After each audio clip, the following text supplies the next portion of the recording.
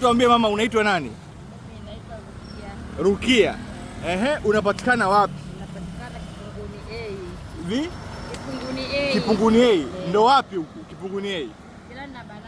Anaandalia muogo mmoja mlaini. Tafuta mlaini kabisa. Mimi napenda sana miogo. Ila utofauti wa ile eneo ni vikorombwezo ambavyo vinakuja na hii miogo. Sasa muona kama muogo huu ulivyokuwa mlaini kabisa. Kuna salad hapa, kuna nini? Muona hiyo hapo. Ndio ile eneo ni eneo moja safi sana. Yaani hii huduma ni nzuri na ni safi kabisa. Wenyewe wanasema hygiene. Hapa Mbilimbi. Mbilimbi, utamu wa mbilimbi kwenye muogo. Ni hatari kabisa. Pilipili ya embe. Bwana, kuna mpaka pilipili ya embe. Sio mchezo. Embe Tanga hivi. Pilipili. Hii hapa ni ya karoti. Sawa sawa, Hapa. Hii hapa ni ukwaju. Na ubuyu. Pamoja na ubuyu.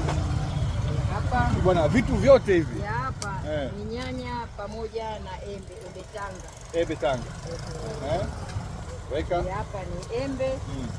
Hapa ni mchuzi wa nyanya. Bwana, mchanganyiko wote, embe, mchuzi wa nyanya. Alafu hapa chumvi kidogo.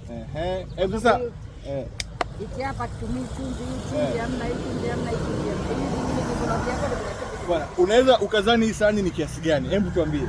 Shilingi 500 baba. Wewe vyote hivyo kwa shilingi 500. Ni njia panda ya kwenda Kitunda Kitunda unapita pale Banana ndio unafika hapa. Unapata muogo wako mzuri kabisa na vitu vyote hivi.